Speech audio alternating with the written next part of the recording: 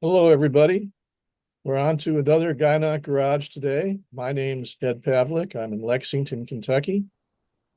And my colleague is, Frank Frank Lawton, as usual, in London, United Kingdom. well, we have sub-zero weather, Frank. How are you doing over there? Not sub-zero, but pretty cold, although the daffodils and the snowdrops are beginning to stick their heads above the ground. So that means that warmer spring weather is on its way. The UK really doesn't get very much snow in the months or the month before Christmas. December is usually just wet. The snow, if it's coming, it usually comes in January or early February. But so far, certainly in the south of England, we've had very little in the way. It's just been cold and wet and miserable. But we're going around the sun. We're pointing in the right direction soon, so things should warm up, I hope. Well, good. Well, today we're going to deal with the question that's along the lines of if a woman that's young has an early bilateral oophorectomy, what's her risk of Alzheimer's disease? So the answer to this question comes from a paper in the Journal of Alzheimer's Disease. And it's a straightforward paper, which is nice. And there are a couple things that I'll point out ahead of time. First of all, it comes from the United Kingdom Biobank, and the biobank has been explored previously with regard to things of this nature: neurodegenerative disease, um, Alzheimer's. But what's sort of unique about this particular approach is that it, rather than considering total hysterectomy and the effect upon Alzheimer and in women in general, this one focuses on oophorectomy, which is the ovary is involved, and it focuses on early bilateral oophorectomy. That defines the early as women less than 49 years of old. And it compares this group to those that have spontaneous menopause, which means the women are older, and it limits their study to those women who are over 51 years old. So probably there's a 4-year difference between the groups in terms of being able to be in either one. But you got to remember too that there are women who've had their surgery at an earlier age than 47. So out of the biobank, which presented 34,603 women for consideration, 4,400 had a bilateral oophorectomy, and uh, uh, spontaneous menopause occurred in over 30,000, of them. What this boils down to is then they had to find out how many women in the people who had a bilateral oophorectomy uh, at, uh, uh, at a young age and all, uh, we're going to be candidates for Alzheimer's. So the women out of the 4,400 who had an Alzheimer's diagnosis eventually numbered 47, while those out of the 30,000 group numbered 61. So when you calculate this risk comparing one group to the other, of course, you can't compare the spontaneous menopause group to the early bilateral OOF group. But that group basically had an odds ratio of 4 times what you'd expect. And if they carried the ApoE4 deletions or mutations, that was also about a 4-fold odds ratio risk. Older age had a slight risk of Alzheimer's, and the years of education, interestingly enough, had about a 10% protective effect and about a 5% protective effect against Alzheimer's in the spontaneous menopause group. That may sound strange, but many diseases, many conditions, including accidental death, have a protective effect from years of education. And I think it just means that if you're smart enough not to take risks, or you're smart enough to be medically educated, then you probably will benefit from those smarts. Hormone replacement therapy had a big benefit and protective effect against Alzheimer's in the early bilateral oophorectomy group, and somewhat less of a protective effect, but still a protective effect in the older women who had spontaneous menopause. So, those were their findings. There was one interesting finding that they didn't put in their abstract for some reason, buried in the paper, was that they saw a beneficial effect for being bigger, having a higher BMI. And found that sort of interesting, but they were able to explain it. They felt that the estrone being converted out of fat cells might have made this protection, occur the same way estradiol and hormone replacement therapy would also give a protective effect.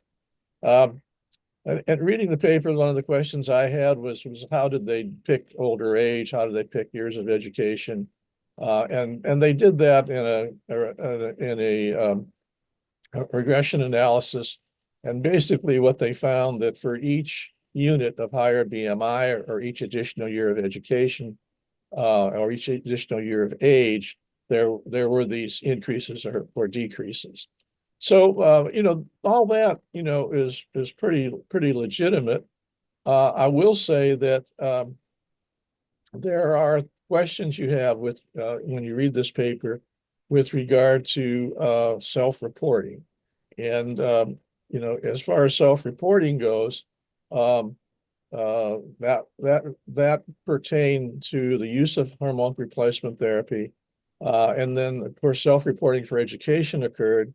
And self-reporting for whether they had entered the menopause or not, and then self-reporting for whether they had a bilateral oophorectomy or some other procedure or what age they had it at, were all things that were self-reported and not necessarily something like the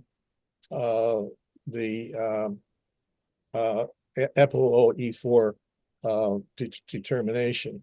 I'm guessing that I misspoke a moment ago. I just can't believe that the surgical procedure was not in the UK Biobank. So I take my statement back about self-reporting of the surgical early oophorectomy. So what am I willing to worry about? Well, I would like to have seen more women who were younger in the study, and they report that there was a very low fraction of women who were less than 39 or less, 39 years old or less, who had a bilateral oophorectomy. So we're sort of weighting things in this group up a little bit towards the older group. There was no information in this paper about which hormone therapy they had, the duration of it, if they had it before they had their surgery or after. And then, of course, generally this UK Biobank is subject to healthy volunteer selection bias. I don't have a problem with that, but that's what people who are epidemiologists would raise as a point. Overall, I'm thinking that if there was a problem, or if there could be a problem, it would be that they point out by their own words that they have some different results from other people who had posed somewhat similar questions based upon hysterectomy, not necessarily oophorectomy, and there were some differences in the results that they found. I would say when that occurs, you should just repeat, since you're using the UK Biobank, you should go ahead and just repeat the way the other people did it and see if in your hands they recur, or if the bank has expanded for more, for more candidates. But we have to admit, why would we expect these to be startling differences? I mean, the ovaries were removed as part of previous studies on hysterectomy, on total hysterectomies. So, it does illustrate, though, that anybody who would have any doubts that prophylaxis for ovarian cancer by removing an ovary or both ovaries might have or might not have a risk of something. And in this case, there is a risk of Alzheimer's. Frank, what do you think? Yes, I think it would have been interesting, and perhaps the data are available in women who underwent premature menopause. Obviously, they've compared a group of women who went through a natural menopause, average age, whatever it is, versus women who went through a surgically induced menopause, although we're given HRT.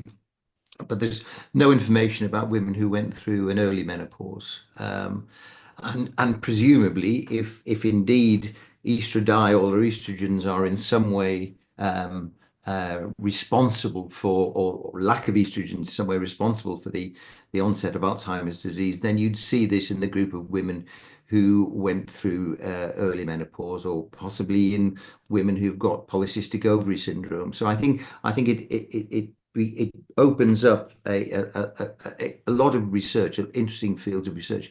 We all know, I mean, there are plenty of data on the role of estrogens and cognitive function after the menopause. And I think this just amplifies the fact that should a woman request prophylactic oophorectomy because of worry or past history, family history, or gene mutations, then clinicians have got to be able to say to these, or should be saying to these patients, yes, but the risk of you developing cognitive dysfunction, Alzheimer's disease, whatever else, increases because of this. So I think they are important data. Just to throw the cat amongst the pigeons, obviously women who've undergone a bilateral salpingo-oophorectomy or oophorectomy for this problem versus women who haven't, wouldn't it be interesting if it was the surgery that caused the influence, it was the influence over the disease? There's a group of women who didn't have surgery and a group of women who did have surgery. The group of women who did have surgery seemed to have an increased incidence of Alzheimer's disease. I know that's statistically that's silly, but it's the same problem with self-reporting, isn't it? You haven't got all of the data, and you've got to make a decision about it on the best data that we have. And one of them could be general anesthetics really do increase the incidence of Alzheimer's disease. It could be, it's not, but it could be. And I think this paper, what it actually demonstrates is there's a lot more work that needs to be done about the link between the menopause and low estrogen levels and subsequent cognitive function in women. Well, that's right, Frank. I'm going to be locking my door so that the anesthesiologists don't stampede in. Um, the other thing that I think the paper is quite acceptable. The one Yes, I do. thing that I sort of curious about is the APOE4 effect was much less pronounced during spontaneous menopause. So what I'm saying is that it seemed to be related to Alzheimer's much less in those women as opposed to those who had premature oophorectomies. To rationalize that, I thought, well, maybe they had a longer time because they had the procedure at a younger age. But really, they're going to have that gene expressed or partially expressed in both groups, in the oophorectomy group and the spontaneous menopausal group. Yeah, So I yes. couldn't quite understand a rationalization for that result. Mm. So there we have it. We've done it again. It's time to get ready for warmer weather and a new Diamond Garage next month. Put your coat on, yeah. Okay, Frank, we'll bid adieu and look forward to doing this Yep. again. See you next month. Okay, Bye-bye now. bye-bye. Bye.